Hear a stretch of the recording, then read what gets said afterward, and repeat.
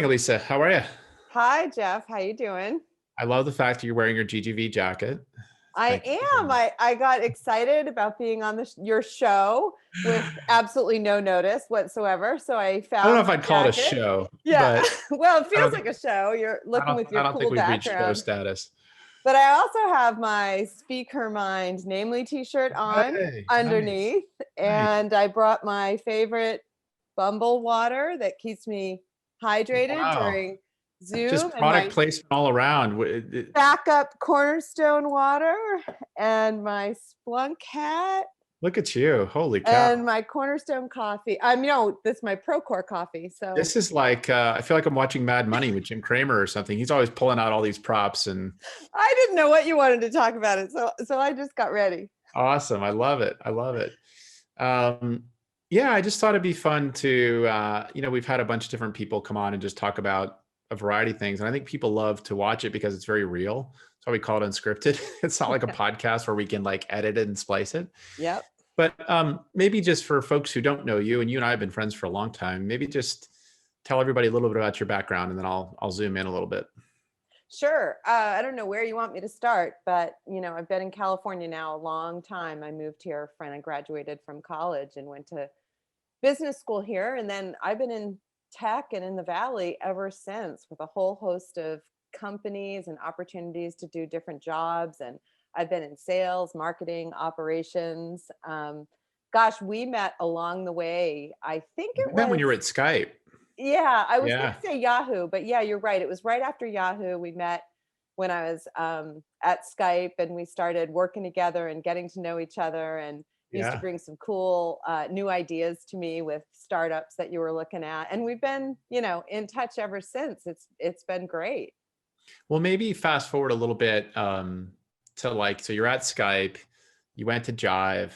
I think part of what I love to highlight for people is the variety of experiences. I mean, they sort of look at folks like you today and say, oh my gosh, Elisa's this super high profile person. She's on the board of Bumble and Splunk and Cornerstone and Procore. Oh my gosh, amazing. She must have just gone straight from college to wild success. Yeah, there's And like 30 years of hard work and stress and no sleep and traveling around the world and taking new jobs and figuring things out with teams that all happened before all of that stuff. exactly. And I Yeah. think that that is heartwarming for people because they're all going through the same stuff, right? They're dealing with, Yeah. I always tell people it's such a crazy universe because you're sort of at the prime of your career in your mid 30s and 40s. And yet that's also when you're dealing with family chaos and It's moves and true. relationships and kids. And it's just like, whew. Yeah. So I don't know how much you want to share, but like maybe just talk through. I want to get to where you are today and what you're doing today, but I also want to talk a little about what was that like being at Jive? That was a crazy ride. You were at Namely. How did you think about the career choices you made, and what were some of the things you learned along the way about running and being Yeah. being an executive and running these, you know, startup tech companies where a lot of shit goes wrong? Yeah, and you've got family and you've got kids and you've got, you hope that you have a life, but with many of these jobs that is your selection of what's a priority in your life. So, I mean, I think for me, when life really started to change in terms of level of intensity on the role was when I um, took the job at Yahoo, which was right before we already said of Skype. And I was the CMO, and we were going through massive rehaul of the company, and it was exciting and amazing because it was my first big consumer job. I had been Yeah. in enterprise B2B my entire career, really, in sales and marketing, and then made a pretty significant pivot by going to Yahoo. And it was actually so interesting because it was a combination. It feels like a big consumer job, but the way that we structured it was that it was responsible for marketing in both the consumer side of the business, but also the advertising and the B2B side of the business. So What years that were you was there? where I What years were you at saw Yahoo? what's that? What years were you at Yahoo? I started in 2009 and was there for a few years, and I was able to really see the intersection of consumer and B2B and what that was like. And then that ultimately took me to Skype, but that was where the intensity of the role and how do you actually prioritize your life? How do you make decisions? I mean, it's been hard this past year for all of us that we're like sitting in one place in a room where our life is, our work, our kids, our dog, our people we share our home with. Everything is like in this really small space. But at that time, of course, I was traveling around the globe. I had two young children that I was raising, and, balancing all of that is not really what I like to call it, because it's not about balancing at all. Mhm. It's about prioritizing. Like, what are you going to do today? What are you going to do this week? What are you going to do this month? What are you going to do this quarter? And then look back and say, yep, I did the things I thought were important at that time. And you're always flexing, whether it's the job or the kids or the whatever, because that's the only way you can get it all done. So that's where the pivot was in my career for me. And then how did I make those decisions? I think you do it real time. Like, I didn't wake up and say, oh, I want to be the CEO of a public company, that's going through transformation and needs re-engineering. I didn't do that. It just sort of happened because that's where my career took me, to that company at the time. And the reason I went to Jive was not to be CEO. It was because it was this incredible intersection of a consumer oriented, really beautifully built B2B app for connecting and communicating. And I was just finishing up my assignment at Skype, which was all about connecting and Mhm. communicating. I was like, this is perfect. Yeah. And I really, really had a passion for the product, being a former customer. So it wasn't hard. It's like I didn't have to learn the value proposition. I just wanted to talk about it all the time, anyways. um, and then it turned out that that move led to a CEO opportunity, which I took on, and was one of the most probably leadership forming assignments I took in my entire career. Building the team, working as a public company CEO, figuring out what all of that meant. And it was a really special time. It was a super, super intense, hardworking time, but it was a really Mhm. special time. So you went from Jive, then you, I don't, did you go directly to take on the role at Namely? What was Well, next? no, I guess I did in hindsight, but that of course wasn't my plan. I don't think anything ever really goes according to plan, because you always have to optimize for real time. And I also believe that, everything in life is better the second time around. And so, I didn't have a plan to do the CEO role the second time when Jive was acquired. And we all moved on from there. My plan was, oh, okay. It's been a lot of years. I, I I think remember I'll this. do a Okay, couple yeah. board directors. I mean, I talked to you about it. I'm like, Yeah, look, I what do you remember. I think? remember. If I take a year, quote unquote, off and do a board or two, do you think I could re-enter? And like, oh yeah, that'll be fine. Well, didn't work out that way. And Namely was an incredibly attractive and compelling value proposition and company. And so I joined the board as a part of not being a CEO full time anymore. And then it just turned out that the circumstances, literally within 6 months of being on the board, the circumstances changed and the company needed a CEO. And I was on the board with some wonderful investors. And we all thought it would be a good idea for me to run the company for a while. And so I did. And that was a great experience. Again, doing something the second time, you go in with a little bit more of a playbook, Yeah. whether it's a CEO role or you have two kids instead of one, because the second time you kind of know what you screwed up the first time or what you could do better, or anything else in life. Like, you just learn along the way. So I love doing things the second time to try to make it better. Yeah. And so then one of the things that I know you're super passionate about, which I am as well, is trying to create more equality in tech. I know you've been involved in All Raise, and Yeah. I don't know, just can you just talk a little bit about that, and maybe even some of the programs that you created while you were at Namely? Yeah. Because one of the things that is hard for us is we are backing these super high growth companies, and we try to talk to them a lot about diversity and inclusion. We try to encourage them to diversify their boards. We try to encourage them to diversify their hiring practices. But it's hard when you're doubling the size of your company every 12 months. Then you throw in a pandemic, and there's a lot of other stuff along the Yeah. way. But the thing that we try to tell folks is, look, if you wait till you have 1,000 employees, the culture gets set. and it's hard to change. Really hard. And so we really try and encourage companies sub 100 employees to put some of these programs and things in place. Can you just talk about how you've thought about that, some of the things you've done at Namely, and maybe even some of the best practices that you're seeing out there in some of the companies you're involved in today? Yeah, this is a big, big topic and a very important one. We've made super slow progress over a very long period of time. And now we need to make fast progress over a short period of time. And so we need everyone to participate, whether you're a CEO, a board director, an investor, a partner, an executive team member. And when everyone works together to create change, it not only happens faster, but it happens in a more positive way. Mm-hmm. And as you're asking me that question, I'm reflecting and going, I started joining boards probably, probably 10 years of being part of some kind of board. Definitely different today than it was 10 years ago. But I do remember in those not too many years ago, I was typically the only female in the room. And, I got used to that in all sorts of ways, as many female executives do. But I have to tell you, it's not like that today on Mm-hmm. any of my boards. On Good. any of my boards, I have at least one other female colleague, in some cases two. And it is so liberating. And it's not that I don't enjoy working with my male colleagues. I mean, like we said, we've known each other for years and brought Yeah. lots of opportunities to each other in all sorts of ways. So it's not about being anti-male. It's about, there's something different in the room that happens when you can connect with people who are like you. It's just like women who are opting out of companies where they don't see people like them represented in other parts of the business, whether it's in the tech organization or at the C-suite or a female CEO or a female or more than one female board member.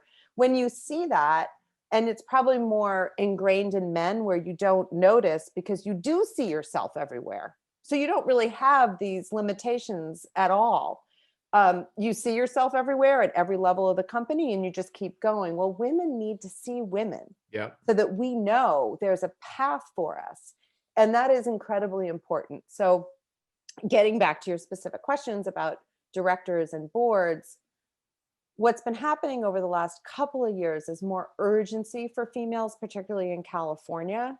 And that's good, but we need good behavior to go with it. I mean, I was telling a friend yesterday, I just got, a lot of us get this all the time, but, a red flag to me, I just literally got a text on this from someone I know really well, and he doesn't know that this is not a good thing to say, but he texts me and says, we're finally adding one female board member. Will you interview for it?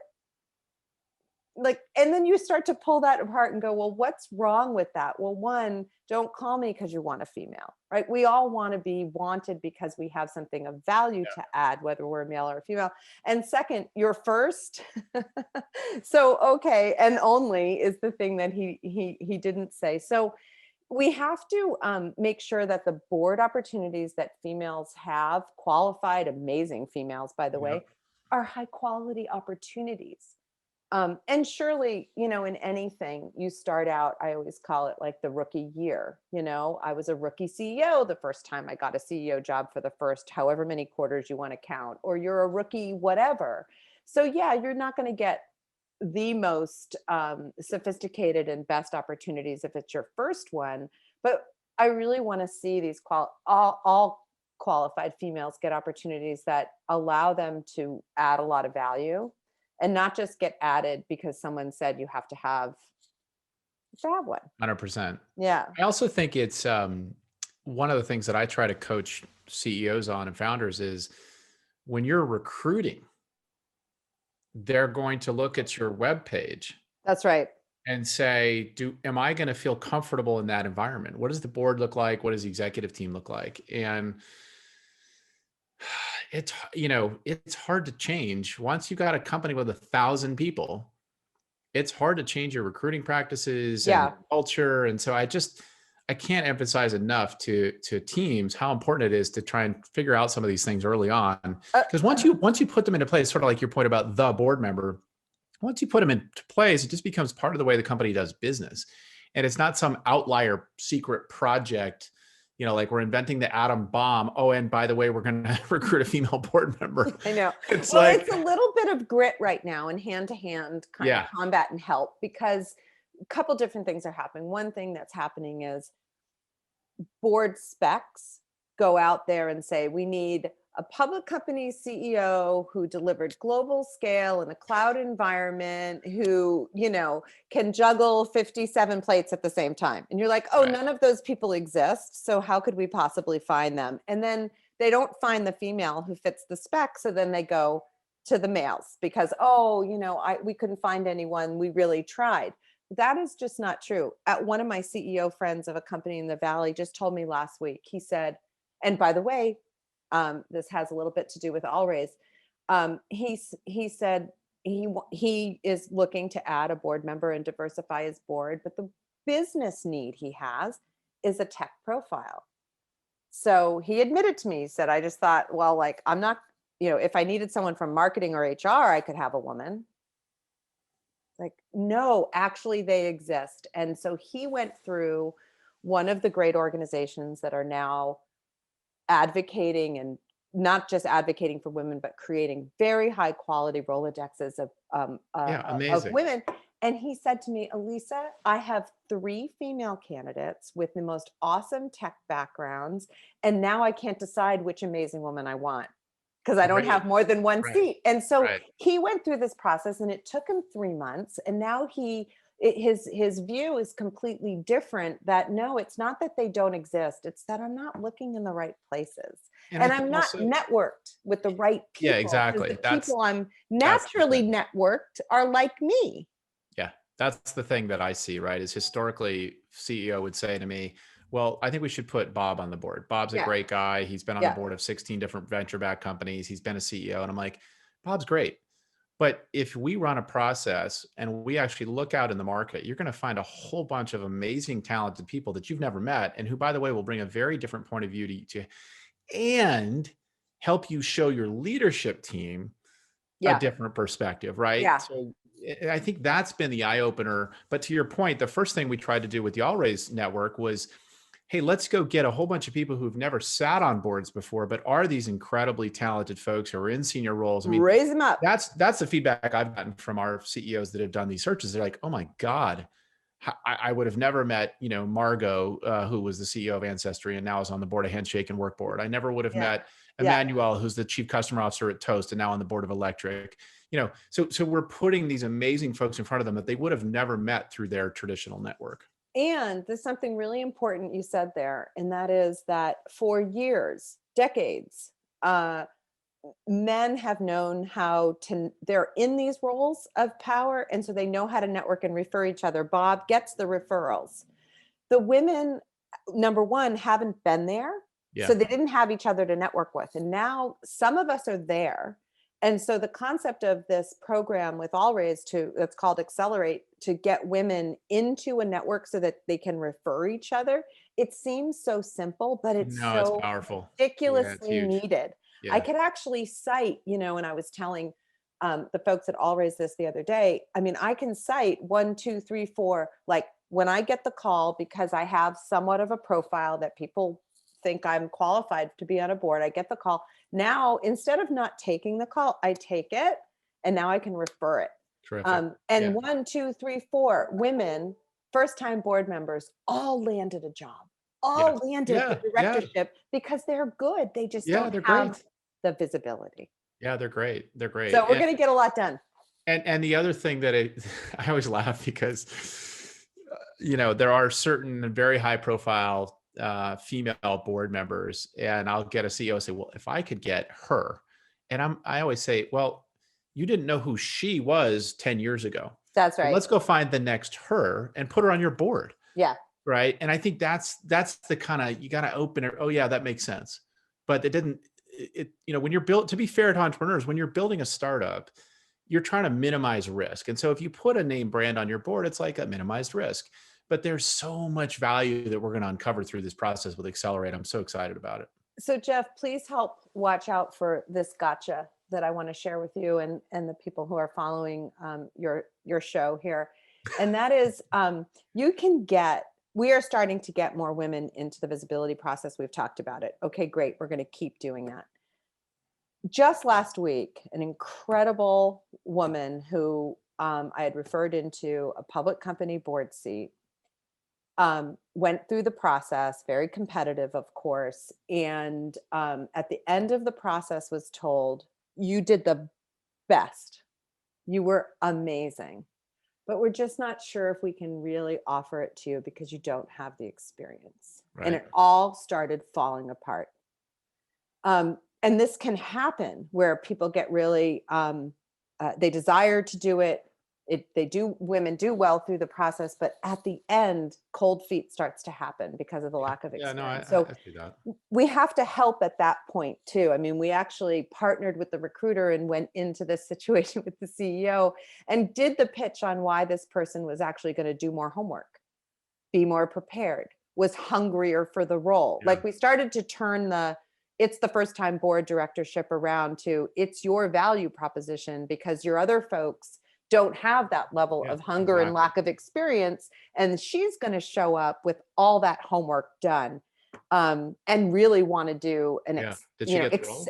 She got the role. Hey, She got the role. But the point is that it wasn't Yeah. just at the beginning that we had to support and create the community of support. It was also at the point of offer. Yeah. Well, that's one of the things we've tried to create with the Always Accelerate process is having the investors bought in to helping to drive the process. I think Pam would tell you that, in many cases, I've needed to play a very active role in helping move that along because the other thing that I see in private companies is a lot of founder CEOs, they don't know what a great independent director looks like or can do. Oh, male or female. So male or female. So Right, part of right. our education is here's why you need somebody other than 3 investors on your board. And here's what they can do for you. And the minute they see it, they go, oh my God. Like Ryan was telling me at Electric, Emmanuel, in 60 days, he's like, oh my gosh, she's made such an impact. So once they're in those roles, it's a home run. It's just, you got to keep, like, to your point, you got to shepherd it all the way through the process to get people over the line. Yeah. And I'm really, I'm feeling so optimistic and excited about what we can do over the next couple of years because one of the things I learned early on, and I think a lot of us women learned this, is as we started to form our women in tech groups in the different companies that we were working in, it's very empowering to be together. But when the room became all women all the time, we realized, well, this doesn't help anybody. It helps us feel better, but actually we can't create the actions that we need, and we need to ally with the men. And what's happening now with the work you're doing, with the work Allraise is doing, with the work Sequoia is doing. We got Byron for Bessemer and Alfred from Sequoia, and we've got a bunch of people that are helping to drive this. Exactly. So now with the men and the women working together, it's going to go faster and it's going to change for the better. 100%. I want to be conscious of time on my show. I don't really think of it as a show, but I'm glad you do. It's not like the Tonight Show with Jimmy Fallon. But I do want to talk about, you're on the board of some amazing companies, right? Bumble just went public. You went through the IPO with JFrog. You're on the board of Splunk. You're on the board of Cornerstone. The who's who of great public tech companies of the last few years. Can you just talk about some of the common threads you see among those companies?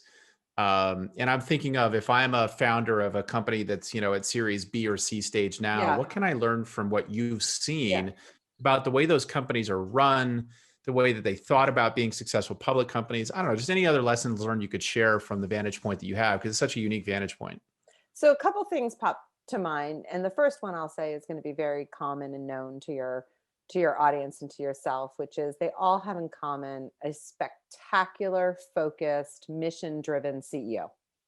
The mission could be something like from Bumble, where Whitney truly believes in making the world a better place for empowering women. And it's not going to stop at dating apps when women make the first move. It's just going to keep on going. And she wakes up in the morning and it's like what she lives for.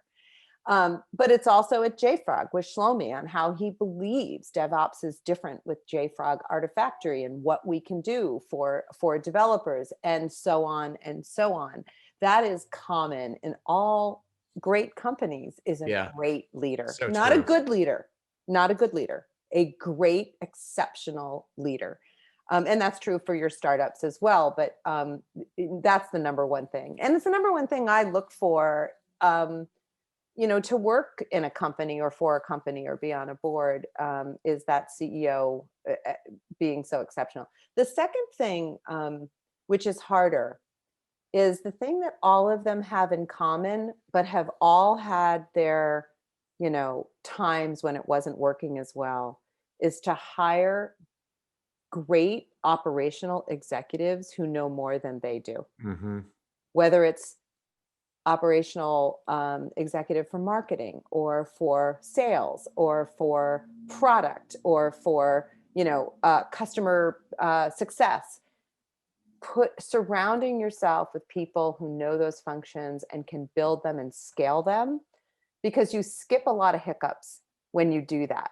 And when you grow into a job like that, a CEO, from a founder to a late stage private company to what it takes to go IPO, to then managing a public company at scale and global expansion, you constantly need a changing team and a very experienced team around you.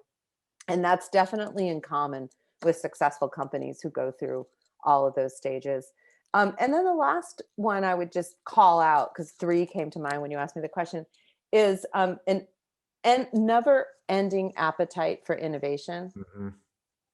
Right? I mean, I've been in a number of companies, and we all will have this experience. I actually learned a ton from it, but a number of companies who maybe they didn't know it at the time, but put innovation on hold in favor of the status quo, because it is super easy. And then you realize, wait, I've got to transform to the cloud. I've got to transform to a better pricing model. I've got to and you keep adding all those changes, and it becomes very hard to be a predictable growth company. So staying ahead on innovation, of course, every tech company wants to do that, but there are lots of times in your history, again, you might not know you're doing it at the time, but not to favor the status quo over something that might create change and uncertainty. Because if you're not innovating, you're going to have some change that has massive uncertainty that could bring you down. Yeah. And it's so hard to do. But I'm just thinking of a couple of examples of founders who we work with who, the board gets scared because they're constantly, hey, we're going to try this. We're going to throw some developers at it. We're going to build, and you can see people, oh, we need to focus. And it's like, well, that is the focus. Yeah. The next iteration of our product, the next iteration of our company is the focus. We need to keep executing where we are, but we also need to have a vision for where we want to go. It's so hard. Because that's how you got there. Right. But it's so hard to do at scale. And a lot of people, particularly once you go public, there's a lot of pressure to operate and generate cash flow. And the only thing I would say about that is I feel like in the last 5 to 10 years, there's been a sea change where the CEOs that have pushed that innovation have been rewarded. You look at Jeff Lawson at Twilio, you look at what Toby at Shopify has done. Yeah. They just keep investing in growth and innovation and they get rewarded for it. That wasn't the case 20 years ago. People would say, hey, where's my EBITDA? Where's my earnings? Where's my dividend? Today, it's all about growth. And so that is such a great message for folks. And in particular, pre-IPO, lay the groundwork for that. Lay the groundwork for that. There's lots of things. I guess the last point I would say is IPO is not it's not an endpoint. And it's so important as you're planning to go IPO to not be planning to go IPO, but planning what happens after. Yeah, and totally. Being ready for what happens after. Operating, I always like to see a company operate several quarters in a row as if they were a public company. What would you say on the earnings call today? How would the shareholders react? What would we do if, et cetera, et cetera? Because the pressure is high. It's a public market. It's a transparent window, and lots of people get to make opinions. And then the value of your company changes based on those opinions. So it gets more complex to manage. But the most important thing is, after going public, is to continue to have that kind of focus and enthusiasm and passion for your ultimate mission, because that's what got you to be successful in the first place, and keep upping that. Totally. I think it's funny. I did a conversation with Brent, the CEO of BigCommerce, after they went public. We did like a roundtable for some of our CEOs, and one of the CEOs said to him, "Oh, Brent, how has your life changed?" He said, "It hasn't. 30 days ago, we were a private company. 30 days later, we were public. I run the same company. He said, the only thing that's changed is we've got a massive tailwind. I have more capital on the balance sheet. My brand is more recognizable. I get attention for things that we do Yeah. so it's all been positive. But he's like, in terms of running the company, I'm running the same company I was running 90 days ago. And he's making decisions that are best for the company Yeah. and then dealing with, the Yeah. communication on that. So that's a great message. Yeah. Well, thank you for the time. It was great to catch up. I hope I didn't surprise you with too many questions because it is unscripted.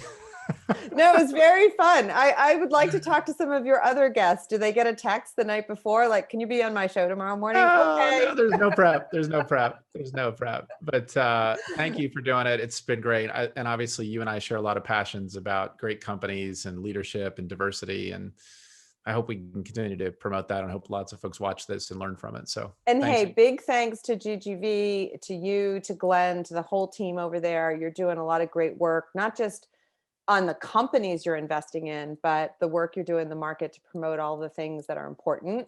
And I saw your enterprise event that's coming up. I don't know Following the Enterprise, exact date, but I saw an image of the speakers and just like counting the number of females. I think you broke a record here. So thank you for that. And I'm going to tune in. Yeah, we're going to share a little bit more on our website, but we as a firm over the last few years, Hans, Glenn, myself, have really tried to do a lot around diversity and inclusion. Jen and Steph and others on our team have Yeah. helped to drive that.